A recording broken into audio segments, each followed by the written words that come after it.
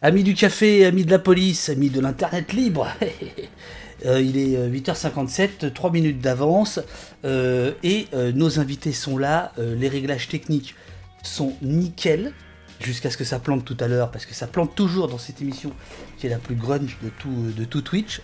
Déjà, il faudrait que je mette mon micro comme ça, voilà. Donc aujourd'hui, on va parler d'un truc, comme toujours, pas marrant.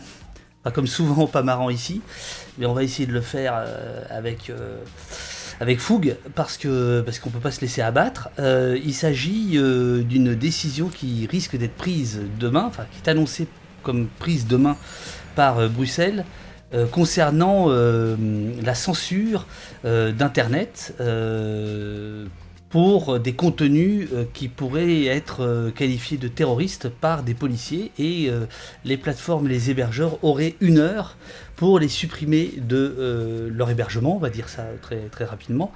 Et ça ouvre évidemment la voie. Alors au départ, il y a évidemment une raison légitime, hein, qui est de la lutte contre le terrorisme sanglant, mais évidemment il y a tout un tas de répercussions, notamment sur la liberté d'expression, sur l'internet libre, d'où la petite remarque de tout à l'heure, qui s'agit derrière tout ça. Alors, on a deux invités qui sont avec nous. Alors là, normalement là, vous les voyez, voilà, elles sont là. Vous êtes à l'écran, mesdames, bonjour. À gauche, Bonjour. à gauche, c'est donc je dis à gauche et à droite, mais il s'agit là de position dans l'écran, hein, il ne s'agit pas de... On sait que vous êtes à droite toutes les deux. Donc à gauche, Nasfika Papanicolaou, je crois que... Pas mal, pas mal. Voilà, Merci, je vous K. remercie, je suis désolé, j'ai écorché votre nom hier C'est pardonné. 10 fois, je suis navré. Vous êtes chargé de plaidoyer à Wikimedia, Wikimedia Exactement. France, et Ouais. Wikimedia, c'est la maison mère de Wikipédia, c'est bien ça? Alors, c'est un peu plus compliqué que ça. Bien Mais sûr, ça commence. voilà, ça commence. Mais je pense que c'est important de savoir au nom de qui et pour qui je parle. Absolument. En fait, le mouvement Wikimedia, il y a différents types d'acteurs. Il y a 3 grands acteurs et chaque acteur a un rôle très précis et une position bien définie. L'acteur que tout le monde connaît, en tout cas l'entité que tout le monde connaît, c'est Wikipédia.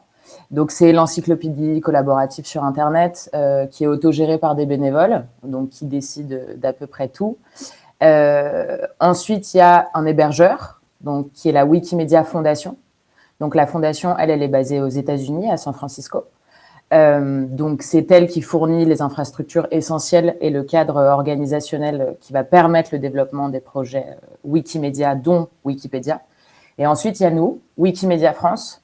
En fait, on est une entité parmi un réseau associatif d'affiliés. Donc, vous allez avoir Wikimedia Allemagne, Wikimedia Italie, Wikimedia Espagne, je passe, c'est des meilleurs. Et en fait, on n'a aucun rôle, je dirais, officiel dans cette gouvernance. Nous, notre mission première, c'est d'aider, enfin, en tout cas, c'est de développer les projets Wikimedia, de leur apporter un soutien afin, par exemple, d'améliorer l'encyclopédie. Et moi, mon rôle, c'est d'être l'intermédiaire entre l'encyclopédie, par exemple, ce grand projet, et les pouvoirs publics, afin de donner la voix à ce projet qui pourra perdurer dans, par exemple, les débats sur la régulation du numérique. Là, on va le voir pour le règlement Terreg. Donc voilà, moi, mon rôle, je suis un peu l'intermédiaire Ah, oh entre là là. tous ces Alors, acteurs. on va donner à votre voisine. Alors, vous êtes à Paris et Chloé Berthélémy, C'est vous êtes ça. à Bruxelles, c'est bien ça? Je suis à Bruxelles, ouais. On est basé à Bruxelles. Super. Alors vous vous occupez, enfin vous travaillez pour le European Digital Rights, qui est un réseau d'associations d'internautes, c'est ça? Alors, oui, European Digital Rights, c'est une organisation qui représente d'autres organisations qui Machin. sont actives au niveau national. Actuellement, on représente 44. Maintenant, vraiment, en fait, 46 depuis ce week-end, puisqu'on a eu notre assemblée générale. Et donc, oui, ce sont des organisations qui s'occupent de défendre et promouvoir les droits fondamentaux euh, dans une ère qu'on considère numérique, dans une ère technologique. Donc, à chaque fois que la législation européenne va être à l'intersection entre les technologies et les droits et libertés fondamentales, nous, on est là pour rappeler ce que les gouvernements et les institutions européennes devraient faire pour protéger ces droits et notamment protéger les libertés des citoyens et des citoyennes. En fait, vous êtes un lobby. Oui, alors c'est un Au, terme qui est au pas sens, trop. au sens belge, enfin au sens bruxellois du terme, c'est-à-dire vous êtes une Oui, au association sens enregistrée bruxellois, oui. auprès du Parlement pour dire aux députés européens, faites pas les cons. Absolument. On fait partie ce qu'on appelle le registre de transparence des institutions européennes et nos pratiques s'apparentent à du lobbying. Alors évidemment, dans notre milieu, on préfère le terme plaidoyer puisque on est les gentils lobbyistes. On défend évidemment l'intérêt général et les libertés contre les intérêts commerciaux et industriels tels que ceux de Google et Facebook qui font la loi à Bruxelles, je dois le dire, et évidemment les intérêts policiers des États et les intérêts sécuritaires des États qui s'expriment également très fortement à Bruxelles et dans les débats européens. Alors, j'ai une très bonne nouvelle pour vous et une très mauvaise pour moi. La très bonne pour vous, c'est que tout d'un coup, Host Politique, qui fait une revue de presse sur Twitch tous les matins, vient de nous envoyer 928 spectateurs d'un coup. Il a lancé un raid. Je ne sais pas si vous voyez ce que c'est, si vous êtes familier si vous jouez à Among Us. Bon, alors, ok, sur Twitch.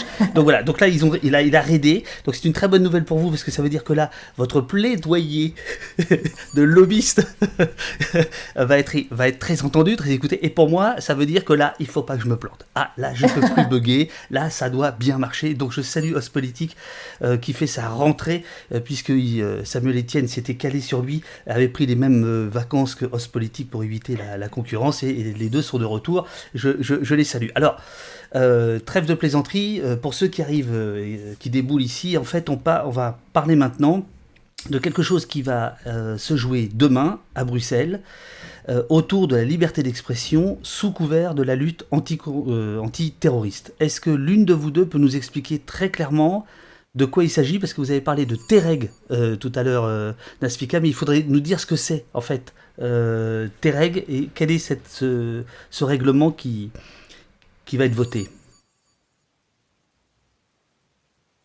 Vas-y, Chloé. Ah non, ça t'aurait pu le faire. Le règlement antiterroriste, oui, c'est une législation européenne qui a été portée par la Commission en 2018. Donc la Commission propose cette nouvelle loi et qui vise en fait à donner des responsabilités à la fois aux autorités compétentes dans les États membres. Donc quand on dit les autorités compétentes, ça peut être par exemple les institutions policières, les institutions judiciaires, mais aussi des responsabilités aux hébergeurs en ligne. Les hébergeurs en ligne, c'est toutes les plateformes qui hébergent du contenu, le contenu de vous, de moi, de votre famille, de vos amis. Le but de ces responsabilités, c'est de pouvoir contrer la dissémination. J'utilise les termes ici de la Commission européenne et des institutions, contrer la dissémination des contenus à caractère terroriste en ligne. Donc, évidemment, ça s'ancre dans un contexte politique très particulier. C'est celui de la lutte après les attentats de 2015. Et donc, ce projet de loi est vraiment un enfant de toutes les lois qu'on a pu voir en 2015, comme l'état d'urgence sécuritaire dans plusieurs pays, la directive européenne contre le terrorisme, qui a aussi été adoptée au niveau européen en 2018. En 2016 et appliqué en 2018. Et donc, du coup, ça vient rajouter un instrument supplémentaire dans l'éventail des instruments répressifs des États membres. Et donc, ça, c'est adopté au niveau européen. Tout le monde est très content de pouvoir adopter et se félicite de pouvoir adopter ce projet de loi. Le but de ce projet de loi, il contient deux grandes mesures. L'un, c'est de donner aux autorités des États membres la possibilité d'obliger les hébergeurs à retirer un contenu en moins d'une heure qu'ils considèrent comme étant terroriste. Et le deuxième, c'est de les obliger à prendre des mesures, des moyens pour contrer la dissémination du contenu terroriste en ligne sur leur plateforme, et notamment les inciter à utiliser des filtres de contenu antiterroristes. Alors voilà, c'est là où il y a le loup, c'est que si j'ai bien compris, vous considérez que une heure, c'est absolument humainement impossible. Ça veut donc dire utiliser des robots, des algorithmes, et là on est dans quelque chose qui devient extrêmement compliqué, puisque comment un robot va pouvoir juger ce qui est de l'ordre du journalisme, de la propagande, du terrorisme, du contre-terrorisme, de la satire. C'est ça vos inquiétudes? Oui, exactement. Ça fait partie des grandes inquiétudes, c'est que effectivement, cette proposition, elle continue d'inciter les plateformes en ligne à utiliser des outils en fait de modération de contenu et Oui, comme des fils de téléchargement, ce que disait Chloé, et on est tous conscients aujourd'hui, que ce soit vous, moi, Chloé, le législateur, les députés, enfin tous les acteurs de cet écosystème numérique sont quand même tout à fait conscients de ce que ça engendre des outils automatisés. Donc effectivement, un outil automatisé, il va pas différencier un contenu de militant, un contre-discours, une satire. Enfin, il prend pas en compte le contexte. Donc c'est quand même très dangereux pour la liberté d'expression et ça va in fine avoir un effet négatif sur Internet. Donc ça, c'est quand même une très grande critique qu'on fait. Et le délai Attendez, d'une heure, quand vous dites, faut être précis, quand vous dites ça va avoir un effet négatif sur Internet, qu'est-ce que vous entendez par là? Qu'est-ce que vous craignez exactement? bah, on craint une censure. On craint une vraie censure. Quand un filtre ne fait pas une différence, ne prend pas en considération un contexte, il y a forcément des contenus qui vont être supprimés. Surtout que il y a quand même une énorme sanction derrière ça. Il faut le rappeler. C'est que si le contenu n'est pas enlevé en une heure, la sanction est 4% du chiffre d'affaires. Donc toute plateforme censée va préférer faire de la surcensure, quitte à s'éviter une sanction de 4% du chiffre d'affaires, plutôt que de tenter un peu le diable, j'ai envie de vous dire. Donc c'est ça qui est très dangereux, c'est cette censure qui est vraiment à la clé, enfin cette surcensure qui va être vraiment presque évidente. Alors, il y a plein de questions sur le chat que je vais vous faire remonter, que je vais vous remonter tout à l'heure, et j'en profite pour saluer les modos. Oui, prenez un peu de café, vous avez bien raison. Donc la chef modo Eurial, Jessica, François et Robin. Robin qui Chloé est votre voisin. Hein, il est belge, c'est celui qui aide de la technique. Donc ici on est très très belge. On est très très belge. J'ai une petite question complètement annexe. Est-ce que Wikipédia utilise des robots pour censurer? Alors, la modération sur Wikipédia, elle est assez particulière. C'est quand même globalement une modération humaine, ce qu'on appelle citoyenne. Il y a quand même en amont un petit robot qui a été créé par un bénévole, hein, donc c'est pas quelque chose d'énorme. Donc il y a un petit robot pour éviter les insultes assez évidentes qu'on utilise un peu dans nos quotidiens. Mais de toute façon, tout est revu par des humains. Comme vous et moi. Donc, il y a 60 000 contributeurs aujourd'hui sur la version francophone de l'encyclopédie. Moi, j'ai vu, en fait, en arrivant chez Wikimedia il y a quelques mois maintenant, j'ai vraiment vu en direct comment se passait cette modération citoyenne. Et c'est assez hallucinant. Parce que, alors, après, quand on est contributeur et bénévole, on peut modérer en fonction des pages qu'on suit. On peut suivre des pages, on peut, en fonction de nos affiliations et de nos centres d'intérêt. Mais ça va très vite, ça se fait très très vite. Il y a peu de contenus très négatifs qui restent longtemps sur l'encyclopédie et des contenus dits terroristes, on en a très peu, très très très très peu. Enfin moi j'en ai pour l'instant jamais croisé. C'est pas le problème sur l'encyclopédie en tout cas. Mais en tout cas pour répondre vraiment à votre question, c'est une modération bénévole et citoyenne qui est aidée effectivement par un petit robot, mais de toute façon tout est revu. Tout est revu par des contributeurs. Alors, il y a la beauté des contributeurs. Il y a dans le chat quelqu'un de chez vous, j'essaie de retrouver son nom, mais je le retrouverai peut-être tout à l'heure. PYB75, bonjour, je suis de Wikimedia, je pourrais compléter les liens, etc. Ce que disent Nafsika, pardon, et Chloé, si besoin. Et donc voilà, sur le chat, il y a des liens qui apparaissent Super. petit à petit. Voilà. Chloé, faisons très clair un petit point d'étape. Il se passe quoi demain exactement? Ah oui, la fameuse exclusivité ce matin sur la chaîne Twitch de David Dufresne. Mais ça, je ne savais pas. Demain, oui, vous saviez pas, vous étiez pas au courant, on n'a pas révisé. Demain, c'est un débat en plénière qui va se passer, et jeudi, le texte va être approuvé. L'exclusivité, c'était que tout le monde pensait, tous les acteurs engagés sur ce débat pensaient que nous allions avoir un vote en plénière où tous les eurodéputés européens et européennes auraient la chance de se prononcer sur ce texte que nous, on considère liberticide. À savoir encore que les eurodéputés sont les seuls, et le Parlement européen est la seule institution au niveau européen au niveau européen, à représenter directement les citoyens puisque directement élus. Or, coup de théâtre, hier soir, on nous envoie très tard un email nous annonçant que les règles de procédure du Parlement font qu'il n'y aura pas de vote en plénière, que le texte a déjà été approuvé par le comité et donc qu'il sera approuvé directement, automatiquement, sans vote en plénière. Et donc ça, là, c'est le résultat en fait des règles de procédure très opaques et que très peu de personnes maîtrisent, dont moi la première en tant que chargée de plaidoyer au niveau bruxellois. C'est un choc, il faut l'avouer. Le texte a été déjà approuvé la semaine dernière par le comité en charge. Donc, c'est un comité au sein du Parlement qui était en charge de gérer les négociations avec le Conseil. Le Conseil, que je le rappelle, est une institution qui représente les États membres, où siègent les États membres, et notamment les ministères. Ils ont déjà approuvé, eux, le texte. Le comité en charge au niveau du Parlement a approuvé le texte. Et donc, le texte sera publié bientôt au Journal officiel européen comme étant valide et adopté et puisse être mis en œuvre. Et ça, c'est par un tour de passe-passe au niveau des règles de procédure que personne n'a su voir venir.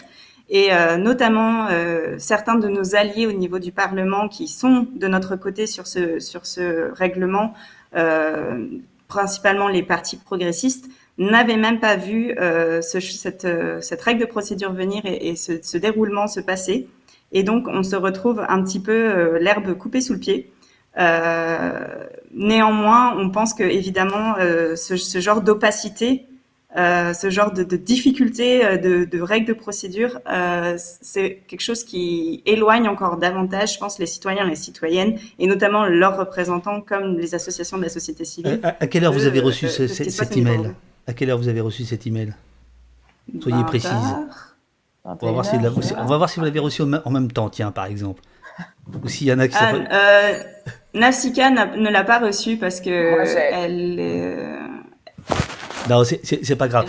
Alors, il y a évidemment des réactions. En tout cas, c'était aux alentours de 21h, pour vous donner une petite... Ok. Dans le chat, il y a évidemment des réactions qui parlent de... Il y a donc Tic Tac Toki qui vous demande est-ce que qui dit mais c'est un déni de démocratie, c'est très grave. Non. En fait, non, vous avez l'air de dire que c'est prévu. C'est un tour de passe-passe, mais c'est quand même prévu. C'est comme le 49.3, je veux dire. Oui, c'est ça. Voilà. Donc c'est dans les textes connus. Ouais. C'est des procédures connues, mais ce qui est... Alors, on peut rentrer dans les détails, mais c'est vrai que c'est à peu près comme le 49.3, c'est-à-dire que c'est des choses qui existent, on le sait, et pourtant, dès que c'est utilisé, on reste toujours un peu abasourdi, surtout que... Voilà, c'est fait la veille, et ce qui est incroyable dans cette histoire, c'est que alors Chloé dit que même elle, qui est effectivement chargée de chargée de plaidoyer à Bruxelles, l'a pas vu venir, mais je veux dire des personnes au sein même du Parlement qui suivaient le texte presque de plus près que nous, l'ont pas vu passer non plus. Donc c'est quand même là où on voit qu'il y a un véritable problème avec des règles de procédure complètement Moi, je me demande quand même s'ils n'ont pas fait un petit test de leur robot, quoi, voir si en une heure ils pouvaient pas voter une loi,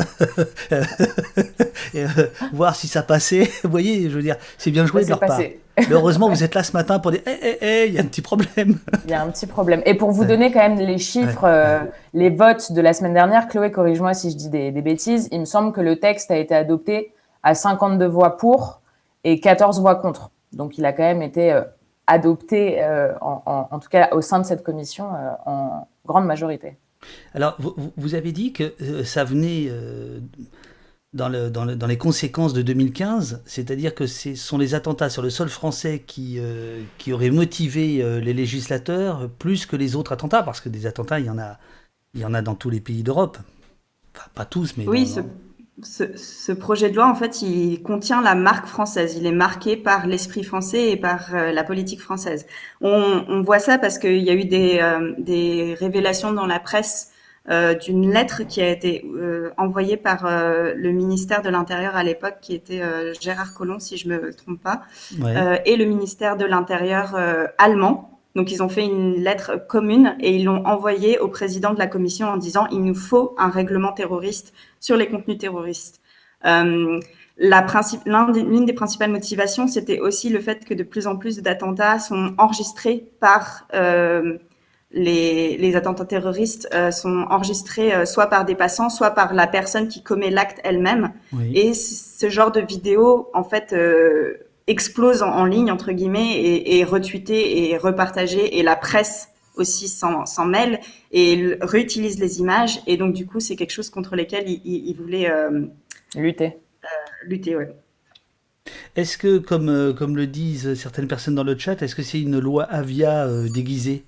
Alors, je sais pas, Chloé, si vous voyez. Absolument. Et bah, justement, c'est tout en tout cas, tout le débat dans le délai dans le délai d'une heure, il rejoint complètement le débat qu'on avait eu sur la loi Avia. Et justement, on se dit aussi qu'il n'est pas exclu qu'on aille voir le Conseil constitutionnel, parce qu'il y a une contradiction quand même directe entre ce règlement et la décision donc du Conseil constitutionnel en 2020. Souvenez-vous, c'était vraiment la loi Avia, c'était une disposition semblable. Hein. Ça permettait à l'autorité administrative de demander à toute plateforme en ligne le retrait en 1 heure d'un contenu que cette autorité aurait qualifié. Bon, alors voilà. Donc c'est très étrange aussi. C'est ce qu'on se disait avec Chloé, c'est que il y a tout un débat à l'échelle européenne qu'on a quand même eu au niveau français qui a été censuré en fait. Donc il y a beaucoup de contradictions. Et alors, pardonnez-moi, mais qu'est-ce qui prime? Par exemple, en France, qu'est-ce qui prime? Est-ce que c'est le droit européen ou le droit français? Alors, Chloé, le droit européen. Oui, le droit européen. Ça, c'est dans l'ordre juridique, c'est toujours le droit européen qui prend précédence sur le droit national. Ça s'est déconstruit au fur et à mesure que l'ordre juridique européen s'est construit et qu'il y a eu un dialogue des juges, donc entre le juge national et le juge européen. Mais oui, ce que disent les traités, c'est que le droit européen prend l'ascendance sur le droit national. La loi Avia, il faut savoir que le gouvernement français a cette petite habitude assez pernicieuse, je dois le dire, ça va la Belgique. En toute transparence, ce matin, je ne suis pas belge, je suis française. Donc, il n'y a pas de souci. Il n'y a pas de souci. Ok, on peut rester alors. Je peux rester. Ah, merci, c'est gentil. Tu peux critiquer. Voilà, je peux critiquer. À vraiment bypasser les débats au niveau européen. C'est-à-dire que le gouvernement, ce qu'il avait fait, c'était mettre cette mesure d'1 heure dans la loi Avia, tout en sachant qu'il allait avoir ce règlement. Donc, il a transposé à l'avance, avant même que le règlement soit adopté au niveau européen. Ça, c'est quelque chose que la France fait beaucoup. C'est regarder ce qui se passe au niveau européen et déjà essayer de les mettre en application dans sa loi nationale. Et donc, d'une certaine manière, éviter le débat au niveau européen parce qu'ils disent « Ah, c'est acté, c'est déjà transposé dans notre droit national. Nous, on est déjà au taquet. » En fait, ils prennent pas du tout en compte les modifications qui sont apportés au texte au niveau européen au fur et à mesure du processus législatif, en fait.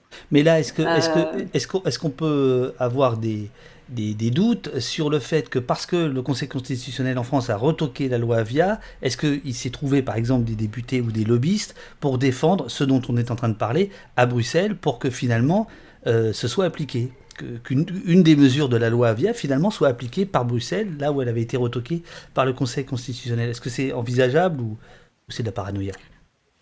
Non, moi, en tout cas, ou alors je suis du côté du camp de la paranoïa, mais moi je pense que le texte tel qu'il est adopté peut être attaquable en cour de justice et peut être retoqué par la Cour de justice européenne ou par une Cour de justice nationale.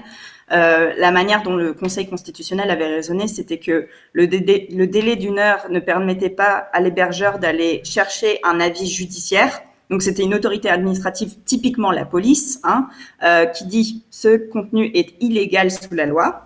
L'hébergeur n'avait pas la possibilité de dire « attendez, 2 secondes, je vais aller chercher l'avis d'un juge pour être vraiment sûr que ce dont on parle là, c'est vraiment un contenu illégal ».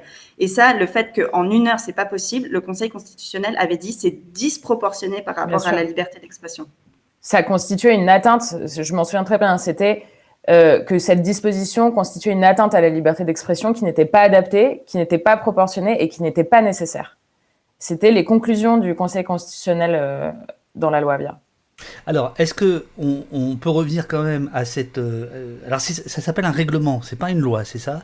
C'est un règlement, ouais. Un règlement. C'est quoi la Il y différence a, il entre... y a deux, il y a deux, Il y a- il y a ouais. deux types de lois en Europe. Donc il y a les directives, en gros, hein, il y en a plus, hein, des espèces d'actes législatifs. Mais les deux principales, c'est les directives et les règlements. Les directives, ça suppose qu'en fait les pays se mettent juste d'accord sur des standards minimums, en gros, et après chacun prend cette loi et va l'amener dans son droit national propre, domestique, dans son ordre domestique légal. Ils vont la transposer, en tout cas, ouais. Ils vont la transposer, c'est-à-dire ils vont, par exemple, le meilleur moyen de comprendre ça, c'est par exemple dans le droit environnemental ou dans les politiques environnementales. Si on dit il faut réduire nos émissions de carbone de 21%, voilà, ça c'est L'objectif. on est d'accord sur l'objectif. Après, les pays prennent des mesures nationales différentes pour atteindre cet objectif. Le règlement, lui, donc là c'est le règlement terroriste, il s'applique directement. C'est-à-dire qu'il n'y a pas besoin de le transposer, c'est juste on prend le texte européen, on le met directement en droit national et il peut être mis en œuvre par les autorités nationales directement. Il n'y a pas besoin d'interpréter, de changer des mesures. Il n'y aura pas de débat, en tout cas, au niveau national, à l'Assemblée, au Sénat. Il n'y aura pas tout ce genre de débat pour mettre le règlement en place. Le règlement sera adopté, approuvé, voté et il s'appliquera directement. Alors, si je reprends votre littérature contre ce règlement, ce que vous critiquez en 4 points, mais le quatrième point, on a déjà parlé, c'est le Conseil constitutionnel et Avia, etc. Le premier point, c'est la proposition, donc qui n'est plus une proposition depuis hier soir, continue d'inciter les plateformes en ligne à utiliser des outils automatisés de modération de contenu, tels que les filtres de téléchargement.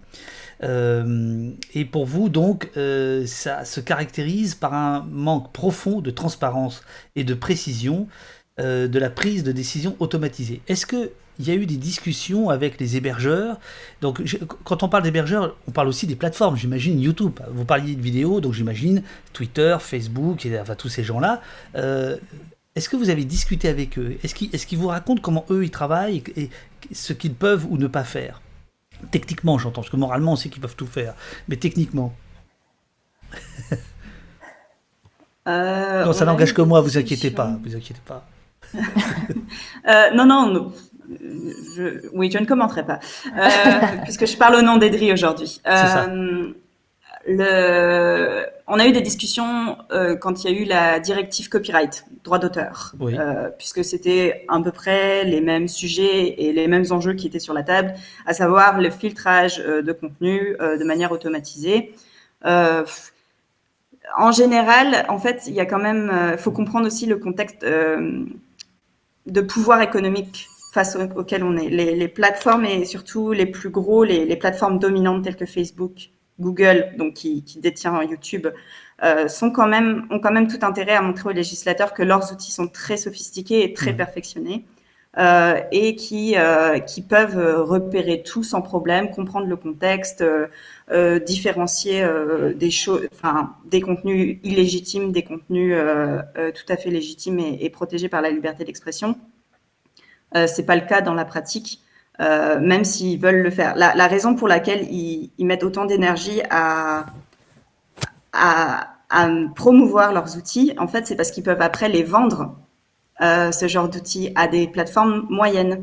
Et l'intérêt de ce règlement, vous demandiez c'était quoi les conséquences des filtres de contenu sur Internet, c'est sur la manière dont on vit Internet aujourd'hui, c'est parce qu'en fait, de plus en plus, ce genre de règlement, ce genre de législation renforce la position dominante des plus grosses plateformes. Pourquoi? Parce que ce sont les seuls à pouvoir respecter les règles qu'on met en place, les seuls à pouvoir retirer un contenu en 1 heure très rapidement avec tout ce que ça implique comme ressources humaines, tout ce que ça implique comme ressources technologiques et financières avec ça. Et donc l'intérêt, c'est qu'ils mettent en place des outils qui peuvent être vendus sur le marché des filtres et des outils automatisés à des plateformes qui, elles, n'ont pas les moyens en interne de développer elles-mêmes ces propres outils. Et donc, l'intérêt, c'est juste que les plus gros décident entre eux et mettent en place ce qu'on appelle des listes noires de contenus. Donc, on a repéré certains contenus sur Internet, ils sont illégaux sous la loi, nanana. On les met dans cette liste. Et une fois qu'on a cette liste, on a un robot, comme vous les appelez, qui compare à chaque fois les contenus uploadés à cette liste. Ah, celui-là, il est bon, celui-là, il n'est pas bon. Ah, celui-là, on le descend parce qu'il correspond à la vidéo qu'on avait repérée qu'elle est déjà légale. Et ça, c'est un business. Donc, il y a des intérêts économiques aussi à ce que Google et Facebook puissent vendre leurs outils à des plateformes qui, malheureusement, n'ont d'autre choix que de les acheter. Sinon, ils se prennent des sanctions administratives du fait de la loi. Ah, vous êtes parfaite, hein. Quelle explication. Mais c'est pas agréable à entendre, mais c'est super. C'est super. Parce qu'évidemment, c'est un effet secondaire en fait à la législation auquel on ne pense pas. Mais en fait, comme le dit Ragben, ces lois sanctuarisent la puissance des plateformes existantes. Hein, c'est à peu près ce que vous venez de dire. Voilà. Donc elles sont tout à fait d'accord avec ça. Alors qu'est-ce qui se passe vous vouliez dire quelque chose Non, je voulais dire justement, moi alors je parle pas au nom de la fondation, mais quand même, j'ai beaucoup de liens avec l'hébergeur de Wikipédia. Oui. Moi, justement, mon rôle aussi aujourd'hui, alors à l'échelle française, mais on le voit beaucoup et ça rejoint ce que dit Chloé, c'est que des lois, même au niveau national, alors il y a eu la loi Avia, en ce moment il y a la loi Principe républicain. Moi, mon rôle justement, c'est de faire en fait de la pédagogie. Je me rends compte que je fais de la pédagogie auprès du législateur pour leur expliquer, leur faire comprendre qu'en fait, il n'y a pas un seul modèle d'acteur sur Internet. Il n'y a pas un modèle lucratif qui fait en gros de l'argent sur des publicités, de la vente de données, etc. Il y a d'autres plateformes, donc Wikipédia en fait partie, qui sont des modèles non lucratifs de l'Internet libre. Et c'est vrai que c'est toujours très surprenant parce que c'est des modèles qui sont complètement oubliés, en fait. Donc, on est en train de privatiser, mais vraiment complètement Internet. Et on fait des lois un peu pour et par les très, très grandes plateformes. Et nous, par exemple, le risque pour une plateforme comme Wikipédia, c'est que, étant donné qu'en France, il y a à peu près 30 millions de visiteurs uniques par mois, on est tout le temps dans le seuil des lois. Donc, en fait, on se retrouve régulé pour les mauvais élèves, mais nous, ça nous coûte très cher, dans le sens où, à terme, c'est un modèle qui ne va pas pouvoir perdurer, quoi. Parce que nous, toutes ces obligations de moyens ou de résultats, on n'a pas les moyens financiers, on n'a pas les moyens technologiques et on n'a pas les moyens humains. Donc, aujourd'hui, c'est 60 000 contributeurs, il y a 2 millions d'articles sur la Wikipédia francophone. Donc, il faut quand même s'imaginer le boulot que ça représente pour des contributeurs, pour des modérateurs. Si à un moment, on nous ajoute qu'il faut un délai d'1 heure, bah, nous, c'est pas possible. Enfin, on peut pas dire à des bénévoles, tu as 1 heure, c'est juste, fondamentalement, ça va pas avec notre modèle. Pourtant, vous avez des bénévoles qui sont fougueux. Hein.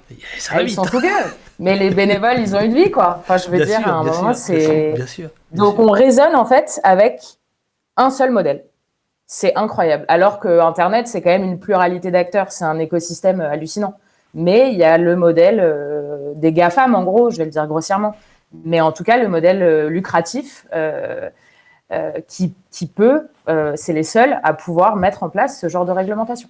Alors, le truc qui est terrible, et là, pardonnez-moi, je vais faire un peu d'histoire parce que je ne sais pas si vous étiez là, quoi.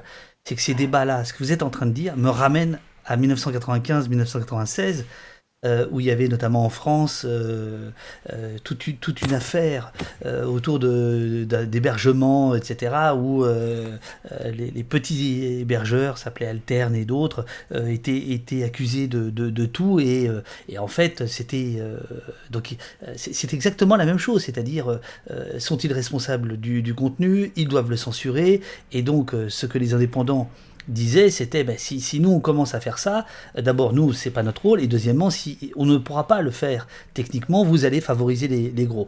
Alors la bonne nouvelle, c'est qu'en 2021, Wikipédia par exemple, qui est l'héritier de ça, continue à être un des sites les plus visités au monde, je crois. Hein. Je dirais le 5e ou le 6e.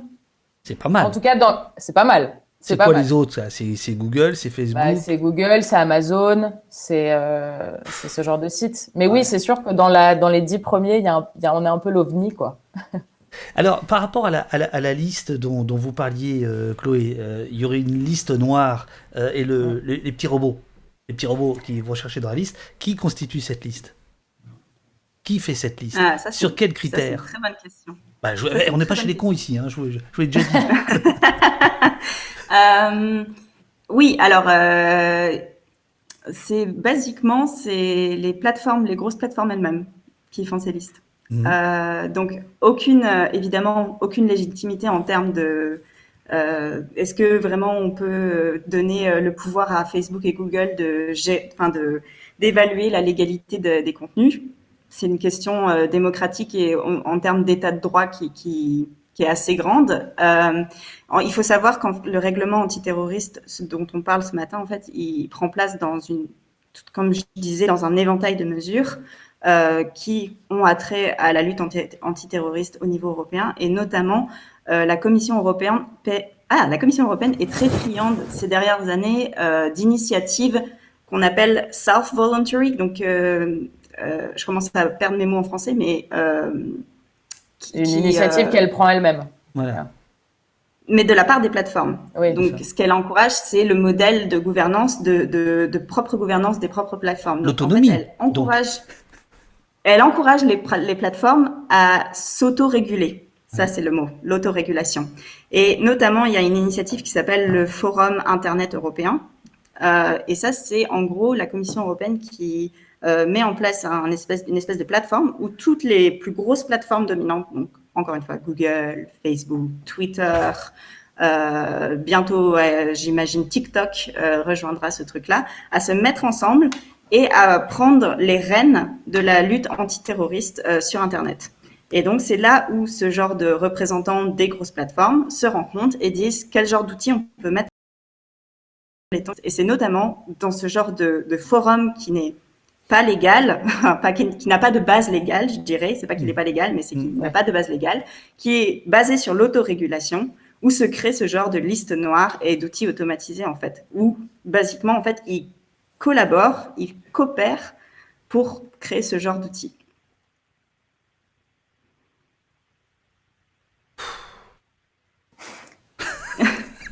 C'est décourageant, c'est décourageant. Alors là, on parle d'outils principalement américains, puisque bon, voilà, les plateformes. Mais qu'en est-il des géants chinois, russes, le Facebook russe, par exemple, comment, par exemple, ce règlement qui donc passe à la sauce 49.3, comme vous venez de l'annoncer, comment ce règlement va pouvoir s'appliquer, par exemple, à des plateformes qui ne sont pas forcément alliées avec l'Union européenne, ou qui... Autrement dit, le contenu hébergé en dehors de ces plateformes-là, qu'est-ce qui va se passer? Alors, Si vous là, savez pas, vous savez pas, hein, c'est pas... non, bien sûr, bien sûr. Je vous réponds et vous me dites si j'ai bien compris la question. Cette proposition. La question, de règlement. elle est de Nico Di Verona. Qu'en est-il des contenus hébergés hors Union européenne? D'accord. Voilà, c'est ça. En tout cas, ce règlement, ce n'est plus une proposition. J'ai du mal à me le rentrer en tête. Donc, ce règlement, on parle uniquement des plateformes, en tout cas, qui sont hébergées au sein de l'Union européenne. Ça ne traite pas, Chloé, tu complètes si tu vois que je divague, mais en tout cas, ça ne traite pas de contenu hors Union européenne. On est vraiment sur les États membres. Donc on est, d'ailleurs, on n'en a pas parlé, mais on peut en parler aussi. On est sur toute autorité compétente, donc la police par exemple, aura le pouvoir d'ordonner la suppression d'un contenu en ligne hébergé n'importe où dans l'Union européenne. C'est ça que dit le texte. Oui. Donc on est vraiment sur une échelle et une géographie Union européenne. On n'est pas sur une géographie hors Union européenne. Donc pour l'instant, ces contenus-là, ils ne sont pas sous couvert de ce règlement. Je ne vais pas y arriver. De ce règlement et non de cette proposition. Non, Chloé... En fait, je suis en train de regarder le texte parce que j'avoue que c'est une question très précise. Donc, félicitations à celui qui l'a posée et c'est bien de double-checker. Il me semble qu'en fait, le champ d'application du règlement s'applique aussi aux hébergeurs. En fait, c'est marqué qui proposent des services dans l'Union européenne. Donc, vous pouvez être établi en Islande voilà, c'est hors Union européenne, mais que vos services soient dirigés vers l'Union européenne et alors vous faites partie du règlement. Le règlement s'applique à vous. C'est marqué, proposer des services, la définition, c'est permettre à des personnes dans un ou plusieurs États membres de l'Union européenne d'utiliser les services d'un fournisseur qui a un lien étroit avec cet État membre ou ces États membres. Donc, qu'est-ce qu'on définit par un lien étroit? C'est probablement être établi, avoir un siège social ou avoir vraiment une forte communauté, genre beaucoup d'utilisateurs dans un État membre, j'imagine. Une question qui revient beaucoup, c'est qui donne l'ordre? Qui va dire hey, vous avez 1 heure? Top chrono. Et là, vous n'avez plus que 59 minutes maintenant pour me répondre. Qui va contrôler qui va donner l'ordre? Est-ce que... T'as perdu le son? Oui, elle a perdu le son. Bon, on l'a perdu des deux côtés. Je pense que ça vient de chez elle. Est-ce que vous m'entendez, moi? Ah, parfaitement. Oui. Cool. Je vais peut-être pouvoir répondre le temps que Naf. Elle a muté son micro. En fait, tu es muté sur le. Tu appuies. Ah. Voilà. En fait, c'était aussi simple que ça. Bravo. Bravo, Wikipédia. Bravo. Au niveau de la technologie, super. Super. Tu m'étonnes que ce ne soit pas nous qu'on écoute. Pardon. Si, là, je pense qu'on est écouté. Ouais. Vas-y, Chloé. Tu allais prendre la parole. Vas-y. Oui, à part si tu veux répondre, mais en fait, c'est une très bonne question. Le règlement donne le pouvoir à des autorités compétentes au niveau national. Ah, j'avais pas entendu la question. De mettre en place, de soit émettre des injonctions de retrait, c'est ce qu'on appelle des injonctions de retrait, donc retirer le contenu en 1 heure, ou deuxième mesure, encore une fois, imposer des obligations de moyens et de mesures aux hébergeurs. Donc, s'il vous plaît, mettez en place des filtres de contenu, grosso modo. Pour cette autorité compétente, nous, ce qu'on a réussi à faire au niveau des négociations avec le Conseil, en fait, notre demande, c'était qu'elle soit indépendante. Et quand on dit indépendante, c'est évidemment, on avait en tête un juge, une cour indépendante, évidemment. Ça plaisait pas du tout au Conseil, aux États membres, parce que en fait, ce qu'ils voulaient, eux, c'est donner le pouvoir aux institutions policières. C'est beaucoup plus pratique. C'est beaucoup plus simple de donner ce genre de pouvoir à une administration, à une autorité administrative. C'est moins long, il y a moins de procédures, la justice, ça prend trop de temps, nanana. Bref. Donc, on a réussi un espèce de compromis où l'autorité compétente n'est pas censée recevoir de directives dans le cadre de ses fonctions. Donc, elle n'est pas vraiment indépendante, mais en théorie, elle ne devrait pas recevoir des directives. Dans la pratique, ce que nous, on dit, c'est que tous les États membres, ou presque, vont désigner l'autorité compétente parmi leurs institutions policières. En France, il y a déjà une institution qui existe pour les contenus en ligne terroristes et criminels en général. C'est l'Office de lutte centrale contre la criminalité liée aux technologies de l'information et de la communication. C'est un acronyme absolument horrible pour vous empêcher de regarder ce qu'il y a dedans. En tout cas, c'est la police judiciaire. Hein. C'est vraiment la police judiciaire, l'OF, CLT, bon, peu importe. Bref, l'acronyme horrible. Ouais. Mais cet office, il fonctionne déjà en France. Hein. C'est déjà arrivé il y a déjà des plateformes et des hébergeurs, et on pourra parler d'exemples concrets si vous le voulez, qui ont reçu des demandes de retrait de contenu de la part de cet office. Et donc, eux, c'est basiquement des policiers, hein, qui sont dans cet office.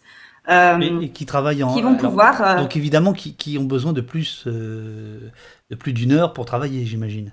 Alors je vous laisse. Oui, parce que là le règlement c'est 1 heure. La police judiciaire, elle a plus de temps, elle enquête un minimum quand même pour savoir si le contenu est bien tombe sous le coup de la loi ou pas, quoi. Ah bah oui. Mais c'est tout ce qu'on essaye de crier avec ce délai d'1 heure. Enfin, je veux dire, au-delà du fait que ça va être des policiers, qui est déjà pour nous un grand problème en termes de légitimité, il y a ce point-là et il y a le point où c'est 1 heure. Effectivement, en 1 heure, c'est quand même. Très Et- Cool. Alors, je vous interromps une petite seconde parce que à l'écran, je montre une tribune publiée hier par Libération qui s'appelle La contestation citoyenne en Union européenne, un oiseau en cage, qui revient sur ce. Alors, au moment où elle est publiée, la proposition, au moment où on peut la lire maintenant, le règlement a été voté comme vous l'aviez annoncé. On vient de mettre le lien dans le chat, donc j'invite tout le monde à aller lire. Je tiens à dire par honnêteté que le signataire de cette tribune, qui s'appelle Thomas Le Boniec, je ne le connais pas, mais alors, en fait, il a été envoyé par l'une de ces deux dames dans le Discord de l'émission, et il a fait un lobbying pas possible pour me dire il faut parler de ce truc-là, il faut parler de ce truc-là, et il avait raison, et c'est pour ça que non, c'est pas vous Chloé, non mais c'est pas bien de dénoncer. Alors, je crois que c'était une initiative de sa part, très Mais honnêtement. oui, mais non, super. Donc je le Mais c'est salue très bien. et je le remercie parce qu'effectivement, Moi aussi. très sincèrement, ça m'aurait échappé, ce règlement qui est hyper important. Et donc c'est une façon de saluer le Discord de l'émission. Voilà, on fabrique l'émission avec tous les gens qui y participent. Et je salue le jeune Loris qui a 18 ans, qui s'est présenté dans la nuit en disant qu'il était curieux et qu'il avait envie d'apprendre des choses, et je trouve ça extraordinaire qui est voilà ce brouhaha intergénérationnel autour des libertés fondamentales, publiques, etc. Dans Au Poste. Alors je reviens vers vous.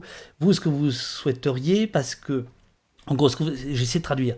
Vous dites en effet, il y a peut-être un problème avec la diffusion d'images ou de textes, parce que là on parle que d'images, de vidéos, mais est-ce que les textes sont aussi visés? Alors, vous avez l'air de dire, oui, il y a peut-être un problème autour de ça, mais pour le régler, c'est la justice, c'est pas les robots, c'est pas la police en 1 heure. C'est ça que vous êtes en train de dire. Oui, c'est ça. C'est pour nous la seule personne, la seule figure dans un état de droit démocratique qui a la possibilité d'interpréter le droit et de juger la légalité d'un contenu, c'est le juge indépendant qui peut faire de la censure et restreindre la liberté d'expression. C'est le juge. Le juge est le seul garant de la liberté d'expression aujourd'hui, en 2021, dans une démocratie. Pas un acteur privé. Voilà. Non, pas un policier. Et quand vous dites l'office de lutte, en fait, eux, ce qu'ils font, c'est juste scroller à travers Internet. Ils regardent et puis, hop, ils détectent un truc. Ils font, ah, ça c'est terroriste. Et hop, ils envoient un email à l'hébergeur en disant, s'il vous plaît, retirez ce contenu. Il nous semble terroriste et il nous semble illégal. Et le problème, c'est que la plupart des hébergeurs, eux, ils reçoivent ça, c'est hyper intimidant, c'est genre un email officiel de l'Office de lutte centrale, ils vont pas se poser 300 questions, ils vont juste dire ok, pas de problème, je le retire. C'est très problématique qu'il n'y ait pas le juge de ce processus. C'est quoi les relations, vous Chloé qui êtes à Bruxelles, entre les grandes plateformes et l'Union européenne? Parce que là, vous faites la démonstration que il y a une forme de lobbying de leur part qui a réussi, en tout cas qui s'accommode très bien de ce règlement, mais de l'autre côté on entend parler d'amendes qui sont parfois des amendes records, qui leur sont infligées, alors record pour nous, pour eux c'est pas grand chose. C'est quoi les relations? Racontez-nous comment ça se passe. C'est feutré, c'est poli, ça se bagarre, c'est quoi le bordel? C'est difficile à déterminer, ça dépend des sujets. Des fois, ils sont pas contents du tout et ils le font savoir, je pense, auprès des dirigeants européens. Et notamment, en ce moment, je sais pas si vous avez entendu parler, il y a une énorme réforme on va dire, de l'Internet qui se prépare et qui s'appelle le Digital Services Act, encore un terme anglophone qu'il va falloir intégrer à son langage. Mais en gros, là, il y a le commissaire français Thierry Breton qui est en charge du dossier avec la commissaire danoise Margrethe Vestager. Et dans cette proposition de Digital Services Act, il y a certaines choses qui pourraient remettre en cause la dominance et le modèle économique de certaines plateformes, la manière dont ils collectent massivement des données personnelles pour pouvoir les revendre à la publicité, à l'industrie publicitaire en ligne, par exemple, pour des besoins de publicité ciblée. Ça pourrait être remis en cause. Et donc, je peux vous dire que le lobbying est féroce. Nous, quand on rencontre la commission, ils nous prient de nous envoyer d'autres groupes de la société civile parce que, en fait, leur agenda est complètement contrebalancer en fait avec toutes les réunions de lobbying des industriels qui doivent se taper en fait. Et donc du coup, en fait, ils essayent de prétendre avoir rencontré tout le monde dans la société, à la fois le secteur économique et industriel, à la fois les représentants des citoyens et des citoyennes, mais dans les faits, les ressources financières qui sont mises en œuvre et la présence en termes de personnes sur place et qui sont capables de faire de plaidoyer, qui sont capables de faire du lobbying, est complètement pas égale, c'est complètement injuste. Ils mettent en place énormément de stratégies de lobbying très, très sophistiquées, comme être ami avec des commissaires ou avec des officiels de la commission, les inviter à dîner, faire des événements très fancy, très chic et dans un environnement assez feutré où on invite le rapporteur en charge du dossier, on invite un représentant de l'industrie et ils discutent dans un panel ouvert aux invités sélectionnés sur une liste, etc., etc. Ça s'est fait, ça a été découvert par, je crois, le journalisme d'investigation qu'on a eu, de connaître un petit peu les connivences qu'il y avait entre les institutions et les représentants des industries. Mais depuis que l'Union européenne travaille de plus en plus sur les sujets du numérique, ce genre de lobbying a vraiment explosé. C'est d'un autre niveau, puisqu'on a des gros groupes américains qui ont un modèle de lobbying basé sur le modèle américain qui est féroce, qui vient s'installer en fait à Bruxelles. En fait, c'est ça qu'on a observé depuis le RGPD, depuis le règlement général sur la protection des données personnelles. C'est ce genre de lobbying très féroce et vraiment ils sortent toute la tiraille possible pour pouvoir les convaincre de mettre moins en place de sanctions, leur permettre de s'auto-réguler, mais s'il vous plaît, pas beaucoup de régulation très stricte. On sait mieux faire que vous. Est-ce que dans ces événements fancy où les gens ont un peu bu à la fin, est-ce que parfois vous avez des confidences et un peu de conscience qui ressort de chez ces gens-là, pour parler belge, est-ce que ils se rendent compte de ce qu'ils sont en train de fabriquer ou seul le profit compte et puis on y va quoi. Ou est-ce qu'il y a, vous pensez, parce que je sais à chaque fois vous avez Google ou Facebook qui vous sort le déontologue maison, la personne éthique, etc. Ces gens-là, c'est de la poudre aux yeux ou est-ce que vous pensez qu'il peut y avoir une petite mauvaise conscience nichée au fin fond de, je sais pas, de ces âmes-là où c'est totalement perdu? Invitez-les sur Twitch et demandez-leur. Moi, je ne vais pas leur parler à leur place, je ne sais pas. Bon, bah, vous me donnerez leur téléphone alors. Nassika, je ne sais pas si tu as eu d'autres rapports, mais moi, je ne peux pas parler en leur nom non plus. Je sais qu'à l'échelle française, parce que moi, c'est surtout cette échelle-là sur laquelle je suis, c'est en termes de moyens déployés, c'est énorme. Je veux dire, c'est hallucinant. Il y a certaines plateformes qui ont à peu près 11 personnes en lobbyiste, quand moi, je suis une. Donc, déjà, pour couvrir les sujets, on ne peut pas les couvrir de la même manière. Je veux dire, ils sont 11. Moi, je suis toute seule. Les personnes rencontrées explosent de leur côté. Nous, la plupart du temps, depuis que je suis arrivée chez Wikimedia, en fait, c'est nous qui allons vers les pouvoirs publics. Les pouvoirs publics, pour l'instant, n'ont pas encore le réflexe, alors qu'il y a des débats où on a toute notre légitimité et justement, on pourrait apporter une autre vision de l'Internet. On nous appelle pas. Donc, en fait, moi, je suis encore à contacter les pouvoirs publics pour participer à des réunions. Il s'avère qu'on est toujours, ils nous acceptent toujours et ils nous reçoivent très bien. Mais quand Google, Facebook, tout ce genre de plateformes n'ont pas du tout à faire de simagrée pour participer à des réunions et sont appelés tout de suite, nous, en tant que gros acteurs quand même de l'Internet, je dois toujours appeler, dire, bah voilà, il y a cette heure du jour. Donc les plateformes sont appelées tout simplement parce qu'en fait, elles peuvent, avec leurs moyens, seconder des pouvoirs publics qui n'ont plus de moyens ou qui ne veulent pas les accorder, enfin, qu'importe. Et c'est ça, en fait, ce qui modifie la donne.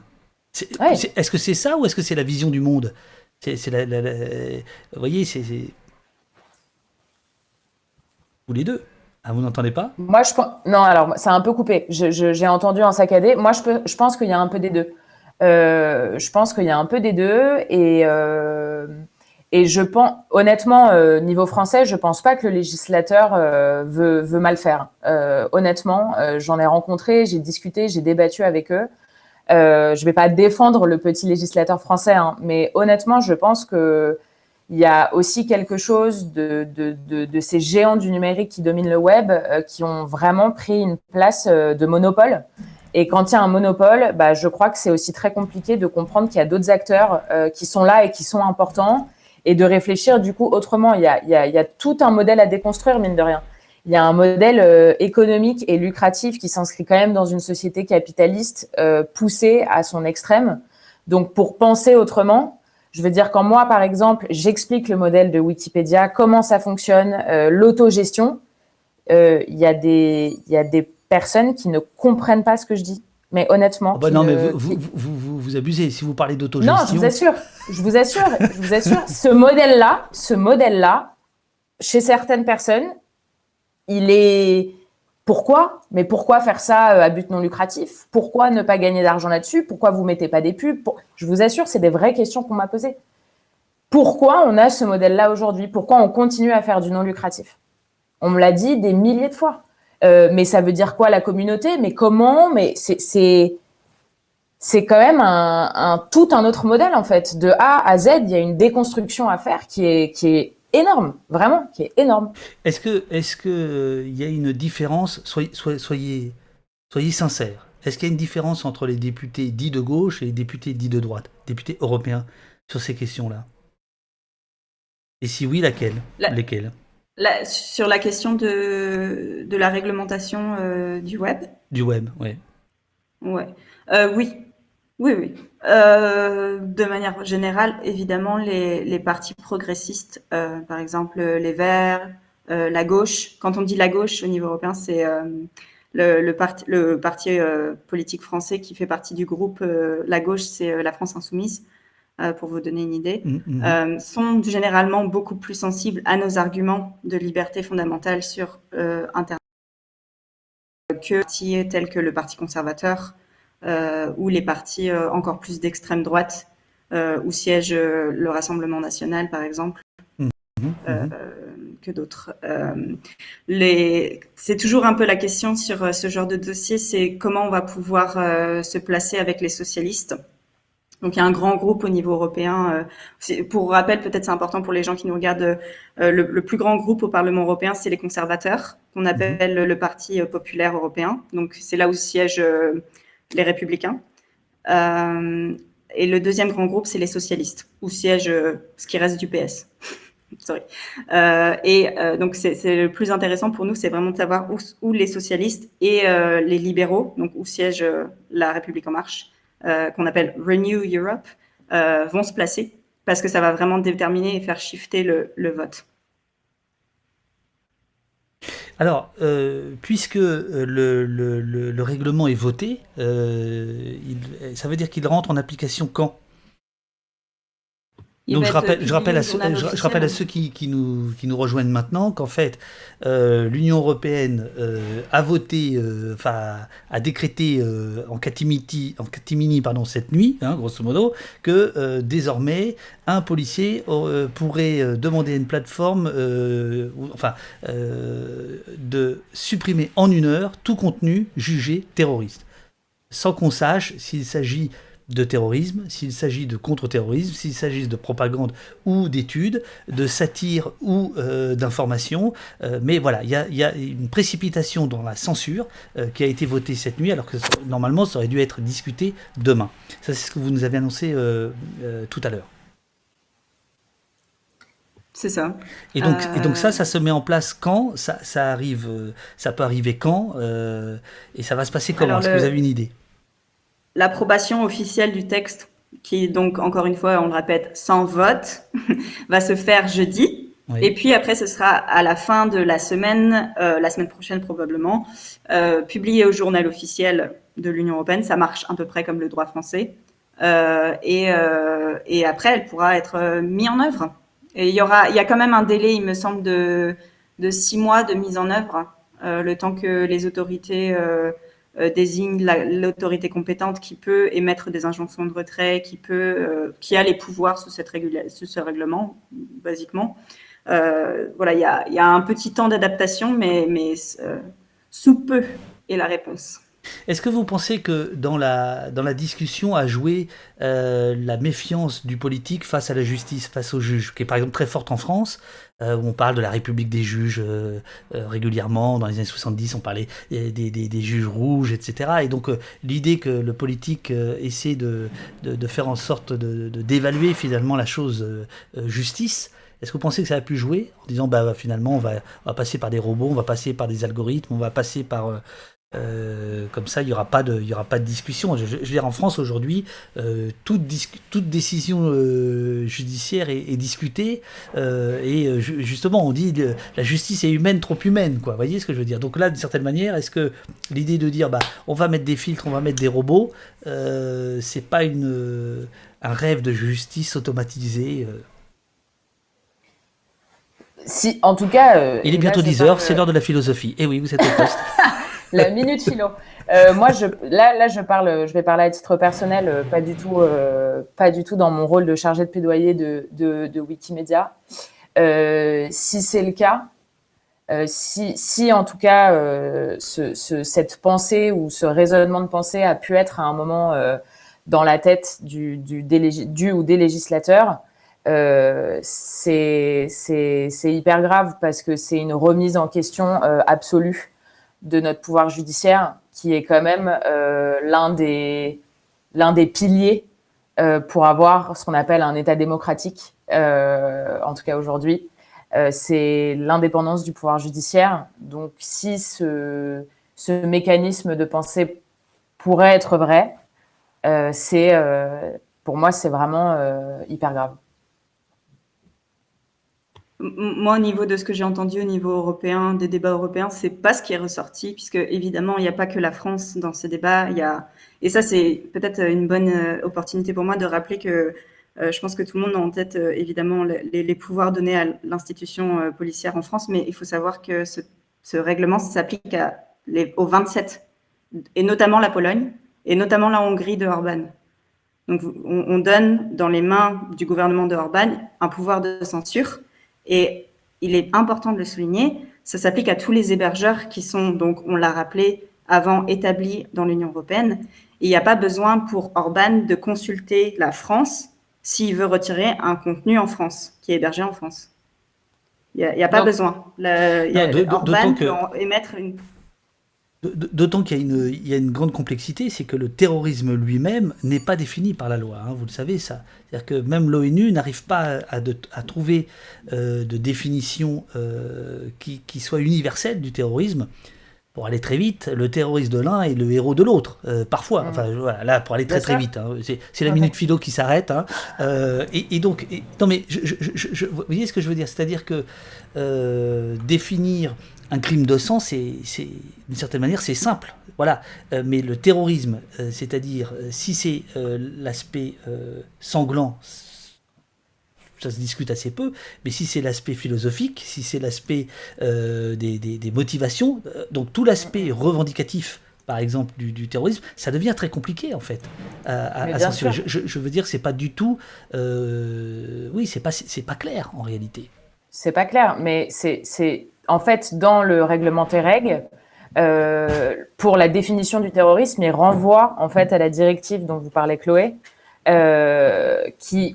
qui a défini le terrorisme, et en fait, on se rend compte qu'il y a une liste d'actes qui pourraient être considérés comme terroristes, et c'est effectivement ce que souligne Thomas Le Boniec dans l'édito dont vous avez parlé tout à l'heure, que vous avez mis en ligne.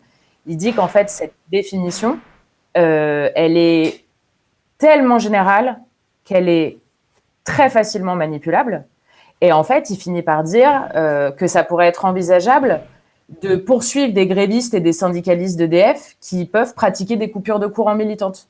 Parce que dans cette définition du terrorisme, la perturbation et l'interruption de l'approvisionnement en eau, c'est considéré comme un acte terroriste.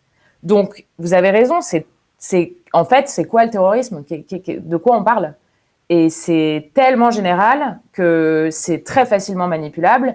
Et pour rejoindre ce que disait Chloé, c'est que des Orban, des gouvernements polonais, peuvent se servir de ce règlement à un moment pour censurer des mouvements LGBT, des associations qui aident les migrants, enfin voilà, tout ce genre d'acteurs qui leur sont insupportables. Oui, Alors, oui, allez-y.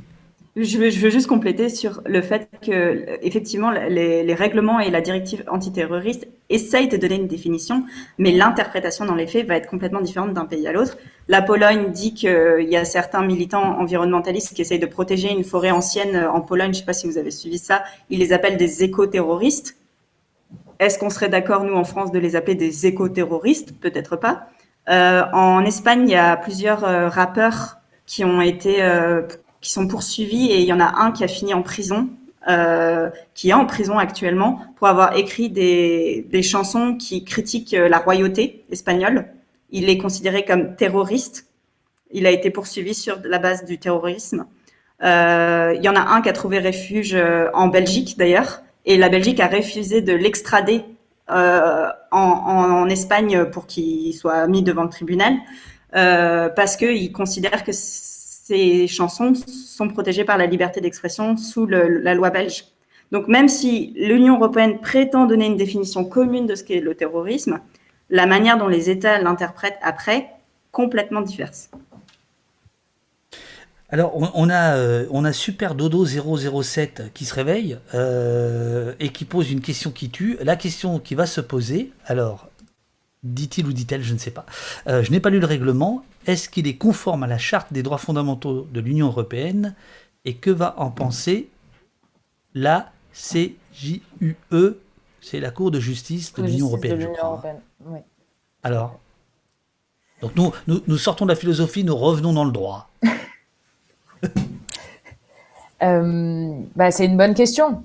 Honnêtement, c'est une bonne question. La question à $1000. Ouais, exactement, la question à $1000. Nous, en tout cas, dans notre campagne, dans nos lettres ouvertes, ce manque flagrant de contrôle judiciaire indépendant, on souligne que ça porte atteinte à cette charte des droits fondamentaux, parce que cette charte des droits fondamentaux, elle protège quoi? Elle protège la liberté de recevoir et de communiquer des informations. Et elle stipule aussi que l'expression licite est protégée et ne devrait être limitée qu'ultérieurement, en fait. Donc, par un tribunal, en tout cas sur une demande légitime. Donc, on va voir. C'est question à $1000, mais il y a de grandes chances quand même que ça porte atteinte à cette charte. Je veux dire, ce serait pas complètement fou. Je vous avais promis qu'on aurait une petite heure. Voilà, on a eu un peu plus. Est-ce que vous avez autre chose à ajouter? Je vous laisse réfléchir, à moins que Chloé vouliez dire quelque chose par rapport à... Non. Je vois que le nom de la Quadrature du Net apparaît régulièrement dans le chat. Sachez que jeudi, ils seront là. Ils seront à votre place, en fait. Jeudi matin, il y aura 2 personnes à la Quadrature du Net, dont je vais vous donner les noms quand je les aurai retrouvés. Voilà, c'est ça, parce que eux, je les connais pas. Comme vous, je vous connaissais pas d'ailleurs. Arthur Bessot, juriste, et Noémie Lévin, qui est avocate et membre de la Quadrature du Net. Alors, a priori, avec eux, j'avais pas prévu de parler de ce règlement, mais plus de ce qui se passe en France sur le Conseil d'État qui a retoqué des choses, le Conseil constitutionnel, etc. etc. Ce qui m'amène une question quand même. Est-ce que vous qui voyez comment fonctionne l'Union européenne, on sait que quelqu'un comme Jérémy Zimmerman, qui avait justement un des fondateurs de la Quadrature du Net, avait un peu lâché les choses en se disant on peut rien faire avec ces gens-là. Le fonctionnement de l'Union européenne est un, je sais plus ce qu'il avait employé, mais une sorte de bunker. Enfin bon, voilà, c'est pas prenable. Qu'est-ce qui fait que vous croyez à ça? Qu'est-ce qui fait que vous croyez au... Ah bah ouais, non, mais là je vous l'ai dit, moi, vous venez ici, c'est pas pour rigoler, quoi. Non, mais c'est une question, en fait, je vais vous la retourner autrement, parce que je pense qu'elle s'adresse à tous les gens qui sont en train de nous suivre, c'est-à-dire que, est-ce que ce jeu vaut la peine d'être joué, ou est-ce qu'il faut faire autre chose? Alors là, je Euh, vous rappelle que vous êtes invité en tant que porte-parole et chargé de plaidoyer, donc racontez pas n'importe quoi, vous, vous engagez vos organisations, mais euh, ouais, c'est beaucoup trop dur, je pense, pour moi, d'exprimer une opinion de la part d'Edry où on représente beaucoup d'organisations, et notamment la Quadrature du Net. c'est ça. Donc du coup, il faudrait que je renvoie la question aux membres et leur demande leur Non, mais opinion. je vais le La dire, raison pour laquelle, je vais le dire plus la raison gentiment. pour laquelle, vas-y. Parce que c'est pas du tout un piège. Moi, je trouve absolument incroyable l'énergie que vous avez, les gens de la Quadrature, etc. Il y a une force de conviction, et puis de temps en temps, il y a des batailles qui sont gagnées, mais l'adversité à laquelle vous faites face est tellement énorme, tellement visqueuse, au sens où elle échappe des mains, quoi. Voilà, c'est les soirées fancy dont vous parliez tout à l'heure. Bon, voilà, ça se passe. Voilà. Qu'est-ce qui vous fait croire que. Qu'est-ce qui vous fait vous lever le matin et vous dire, allez, on va à l'assaut.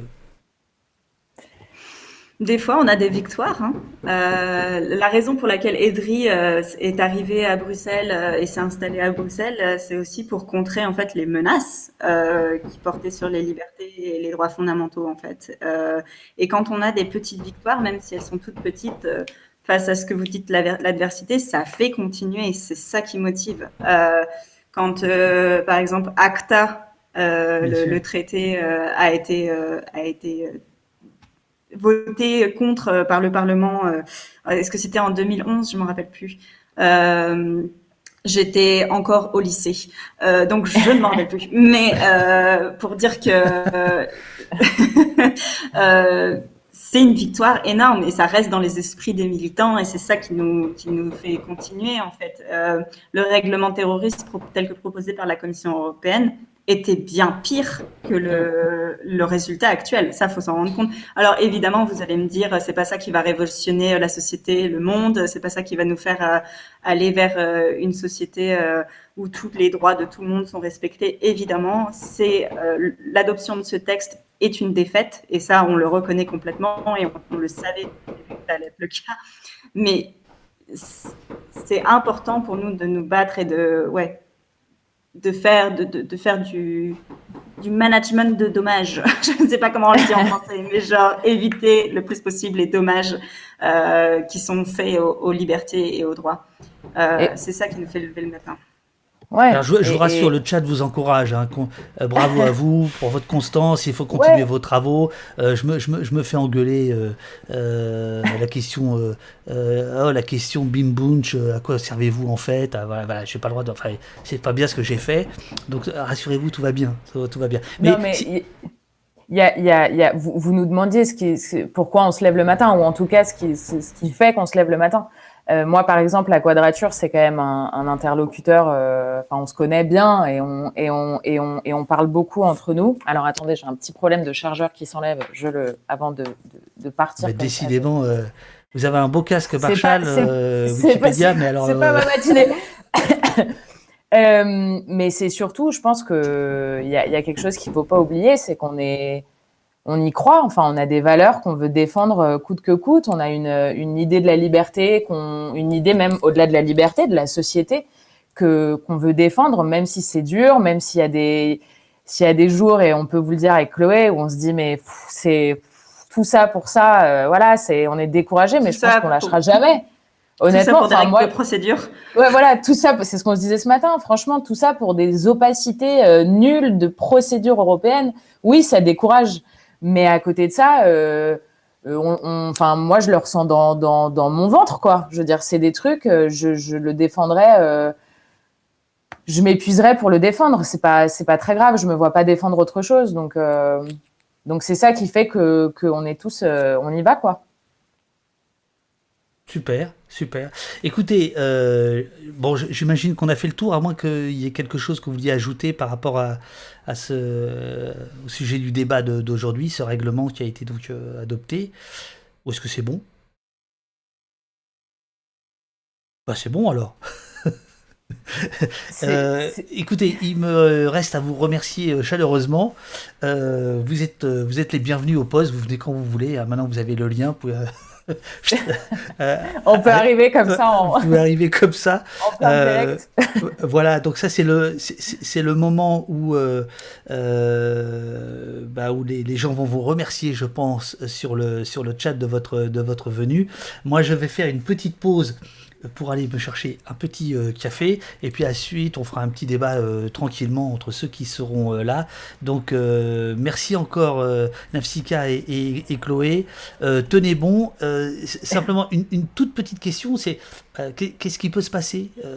Comment on peut retoquer ces règlements? C'est retoquable? Qu'est-ce qui...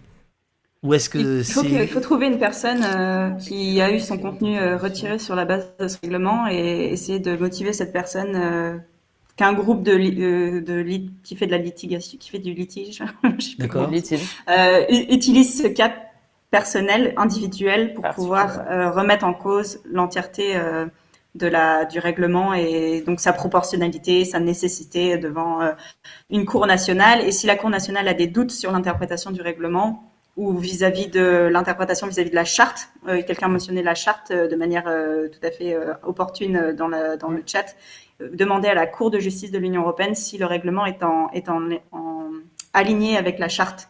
Ça, ce serait le meilleur moyen que... En fait, l'intérêt d'avoir un règlement, c'est qu'après, il disparaît. Donc, c'est super bien. S'il y a quelqu'un qui le retoque, il est parti, quoi. Il s'applique plus. Ce qui n'est pas le cas des directives. Les directives, après, il faut aller à travers chaque pays pour retoquer les législations nationales qui sont basées sur la directive européenne. C'est ce qui se passe sur la rétention des données. Mais ça, la Quadrature vous en parlera. Jeudi. Ça, c'est sûr. Vous êtes parfaite. Merci beaucoup. Donc, la Quadrature, c'est jeudi matin à 9h. Là, je fais une petite pause.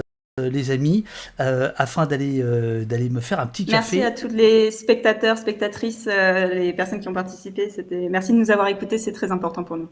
Vous pourrez retrouver... Et merci à vous, David, de nous avoir invités et de nous avoir permis d'exister ce matin, parce que ça, c'est quand même c'est votre copain là, c'est votre copain le lobbyiste là qui a fait tout le travail. Merci à notre copain. Voilà, super.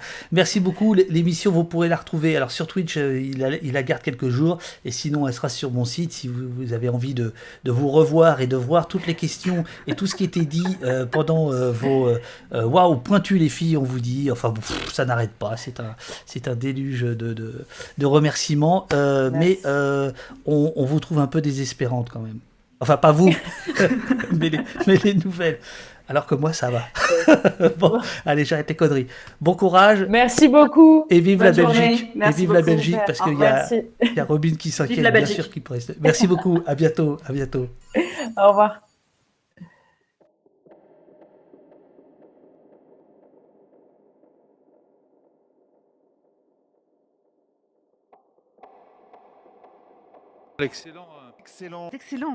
Excellente intervention.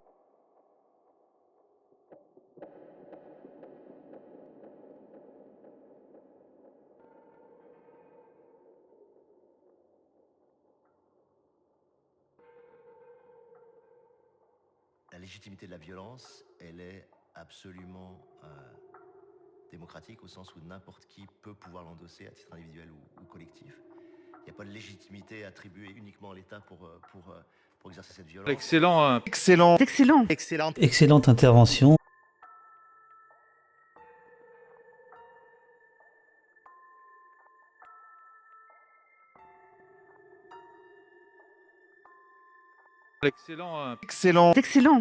Excellente intervention.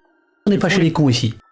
On vit dans une société où la violence systémique est très forte, violence économique, violence politique, c'est-à-dire que c'est une violence par un système très indirect, à 2 bandes, 3 bandes, 10 bandes, 12 bandes, mais qui en fin de fonctionnement, je dirais, au bout de la chaîne, produit effectivement sur les existences quelque chose qui est relativement féroce. Voilà.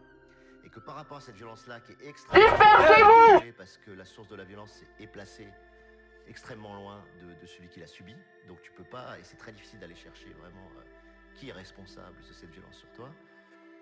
Tu as tendance à la recevoir intérieurement, à la subir et à, pour moi, l'invaginer, l'endogénéiser et donc à l'auto-exercer. Donc après, ça donne ce qu'on sait, des somatisations, l'angoisse, des déprimes, des suicides, etc., où tu veux la restituer sur tes proches. Bon. Cette violence doit sortir, elle exprime des forces de vie qui ont été contraintes, et ces forces de vie, il faut à nouveau les relibérer. Et retrouver cette espèce de proximité entre vie et violence dont parle Genet, qui pour moi est très forte. La violence considérée comme légitime, je considère qu'elle l'est fondamentalement à partir du moment où tu la subis.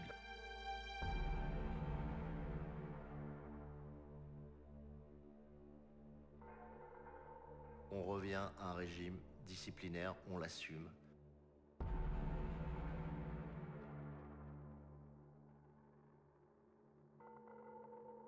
On revient à un mode répressif, préparez-vous.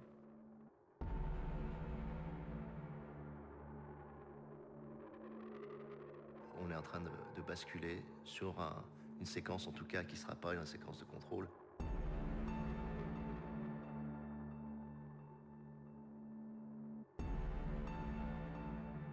T'as l'impression que les trois régimes de pouvoir... De quelle liberté s'agit-il? Un régime féodal de protection des institutions, tu veux dire l'Élysée est un château fort qu'on doit absolument pas toucher, c'est la seigneurie, et ça, il y a des nouveaux tours de flics et on peut pas y aller. T'as le régime disciplinaire, carton vraiment, où là, tu balances de la lacrymo, des LBD, tu attaques, tu frappes, tu réprimes. Et t'as le régime de contrôle en amont sur la prévention, qui joue sur tout le fichage, sur tout le travail moléculaire, sur les intentions potentielles, l'étude des réseaux sociaux, etc.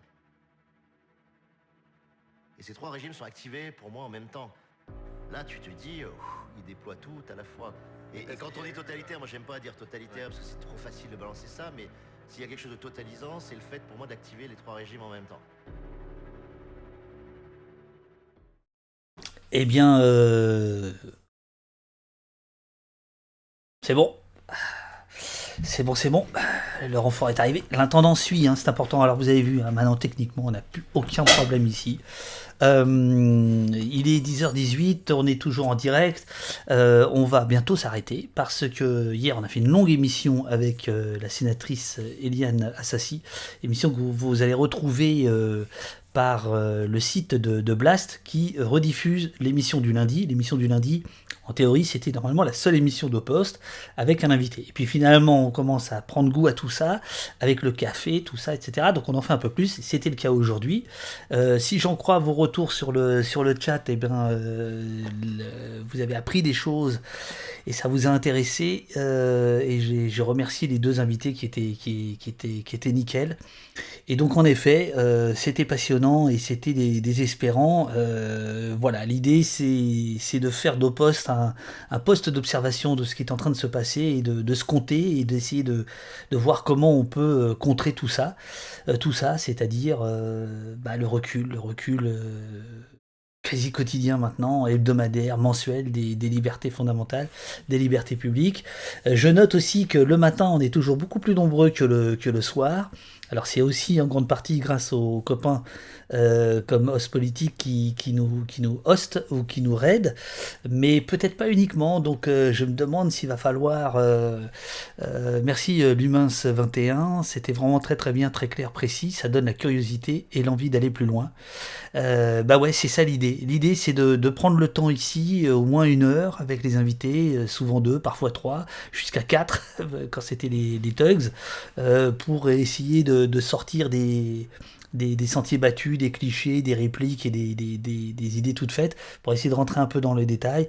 Et on vous donne tout un tas de liens, soit dans le chat, soit sur mon site, quand l'émission est rediffusée. Je remercie Laetitia la journaleuse, dont je découvre le pseudo. Je vois qu'il y a beaucoup de gens qui sont arrivés aujourd'hui, qui suivent la chaîne aujourd'hui, donc bravo à vous.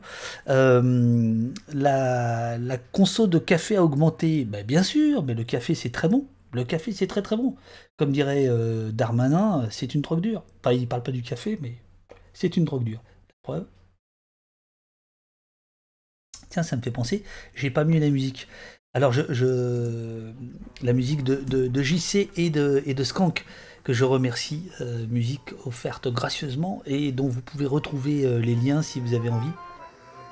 Ah, j'entends le violon, qu'est-ce que je raconte? L'accordéon. Donc c'est Bogos 44, alors ça c'est du pseudo, alors ça bravo, qui prend un abonnement, merci à lui. Et bravo, donc vous êtes maintenant 70 abonnés à la chaîne. Voilà. Renard Social, bonjour, je débarque enfin quand il y a le live. Ah oui, mais le live se termine, malheureusement. Donc là, on est en train de faire un petit... Pourquoi il est écrit au programme? Ça devrait pas être au programme, là. Oh là là là. Normalement, ça devrait être ça. Attendez, bougez pas. Hop, voilà. Voilà, là c'est l'après-débat. Matraque et bâton rompu, donc on discute entre nous avant de vaquer chacun à nos occupations. Sachez que sous la vidéo de Twitch, vous avez tout un tas de tuiles, de vignettes, où vous avez des liens, alors soit vers mon site, soit le compte Twitter de la chaîne, soit le calendrier, l'agenda, etc. Donc n'hésitez pas à farfouiller. Je rappelle que vous avez, merci Vico, je rappelle aussi que vous avez des points de chaîne, hein, ces points de chaîne, ce sont des points de fidélité que vous attribue Amazon, puisque Twitch appartient à Amazon, on en a beaucoup parlé tout à l'heure, donc voilà, et avec ces points de chaîne, vous pouvez déclencher des sons et recueillir des émoticônes, etc. Donc n'hésitez pas. Ça me fait penser, là, il est 10h22, est-ce qu'il y a des idées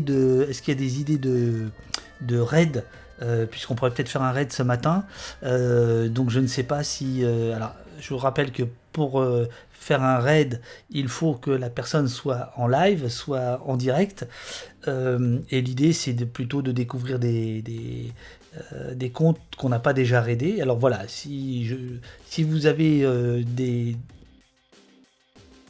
streamers qui sont en live à conseiller, qu'on pourrait raider, bah on pourrait peut-être le faire. Sinon, là je m'y prends un peu tard, on fera ça une prochaine fois. Alors, Tobo Kiba, comment vous contacter? Bah, soit par mon site, soit par le Discord de l'émission, qui est en pleine effervescence. Il y a des idées. L'émission de ce matin, elle vient du Discord. Très clairement, elle vient du Discord. Voilà. Ah, bah si Glitch est en ligne, ça peut valoir le coup, en effet, d'aller le voir.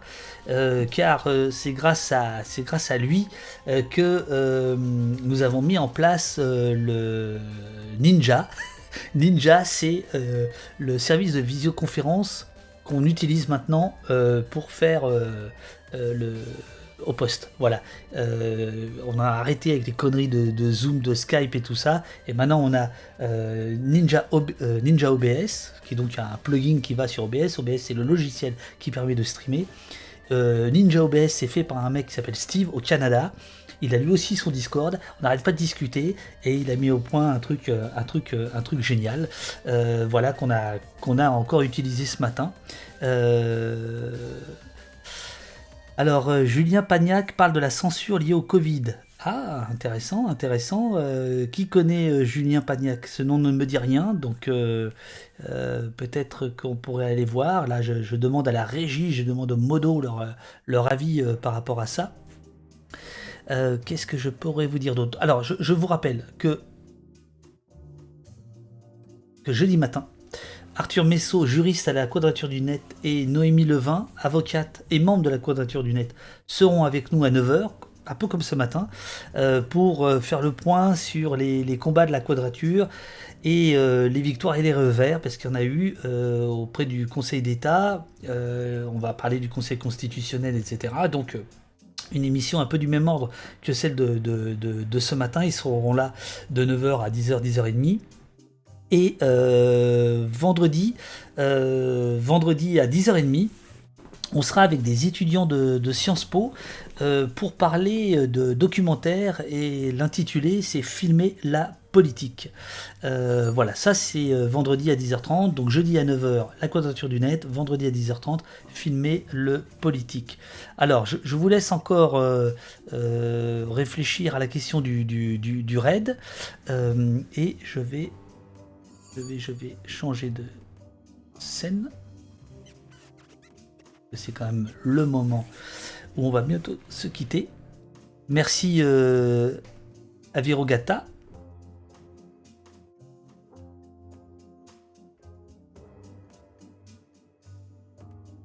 Alors, très bien, Pagnac. Tout le monde dit que c'est très bien. Ok, ok. Ah, on fait un sondage. On fait un sondage. Alors, est-ce que le sondage est en cours? Je demande à la régie. Attendez, déjà, il faudrait que je regarde. Est-ce que le sondage est en cours pour le raid? Si oui, dites-le moi.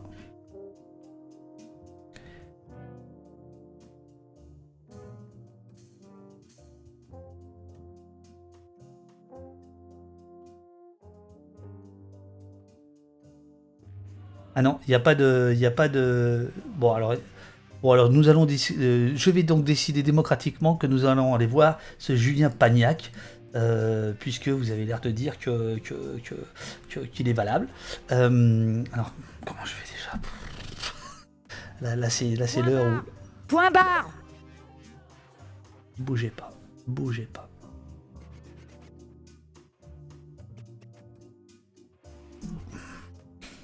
Alors. Moi, je vous fais confiance. Hein. Donc, je vous dis... Ah, le lien Discord, ouvre le Discord, mais rien ne se passe. Alors là, j'en appelle à François qui doit être ici, je pense. C'était vraiment une bonne idée de faire ces interventions au pied levé. Encore merci aux filles, à toute l'équipe d'Opost. Questions et réponses de qualité. C'est Morphone Skank qui nous le dit et on remercie. Morphone Skank, c'est Eric, un des deux musiciens. Là, c'est pas sa musique, celle d'avant, c'était la sienne. Voilà, merci d'être là, merci de nous soutenir. Merci à ceux qui se sont abonnés.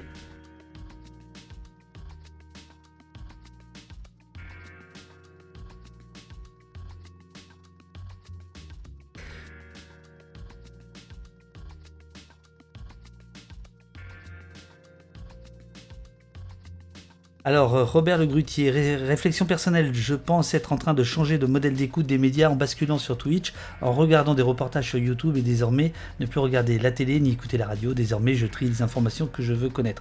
Alors, oui, sauf qu'en fait, on s'aperçoit que bien des reportages qui sont commentés sur Twitch, en fait, c'est du M6, c'est du TF1, c'est du France 2.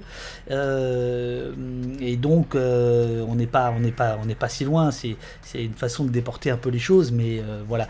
À titre personnel, hormis quelques fragments, j'ai envie de faire ce genre de choses, mais avec les réalisateurs. On l'a déjà fait avec un documentaire sur la loi sécurité globale. Rappelez-vous, c'était le 4e au poste, je crois. Et là, j'en prépare un autre, j'espère, avec un réalisateur dont je ne peux pas parler pour l'instant, parce que j'attends son accord. Et Eurial est en train de vous donner la liste de tout un tas de sites, de sites indépendants, de presse indépendante, voilà, que vous pouvez suivre, que vous pouvez soutenir. Il y a Acrimed, il y a Bastamag, il y a AOC, il y a Arrêt sur Image, CQFD, Disclose, Blast, Les Jours, Le Vent se lève, là-bas si j'y suis, Mediapart, Reflet, Reporter, Next Impact, etc., etc. Voilà, donc ça, ce sont des liens qui ont été préparés par François et par Eurial, que je remercie. Je remercie aussi Jessica et Robin. Je vous dis à jeudi matin. Et d'ici là, eh bien le Discord, voilà, tout est prêt pour continuer. Merci beaucoup, à jeudi. Et donc là, on va raider Julien Pagnac.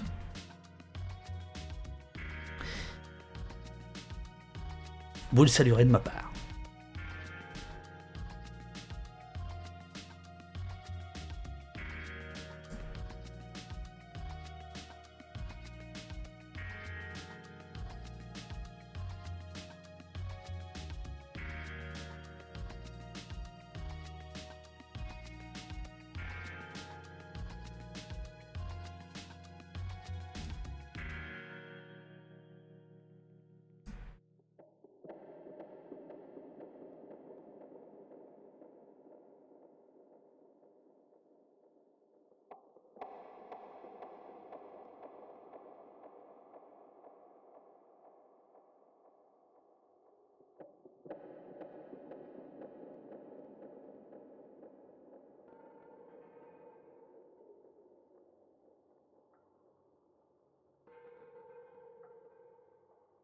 légitimité de la violence, elle est absolument démocratique au sens où n'importe qui peut pouvoir l'endosser à titre individuel ou collectif.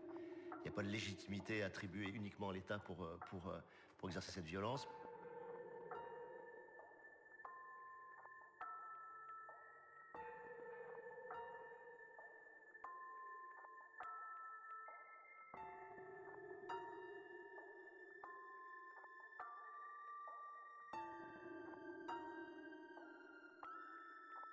On vit dans une société où la violence systémique est très forte, violence économique, violence politique, c'est-à-dire que c'est une violence par un système très indirect, à 2 bandes, 3 bandes, 10 bandes, 12 bandes, mais qui en fin de fonctionnement, je dirais, au bout de la chaîne, produit effectivement sur les existences quelque chose qui est relativement féroce. Voilà. Et que par rapport à cette violence-là, qui est extrêmement difficile à déjouer parce que la source de la violence est placée extrêmement loin de celui qui l'a subi.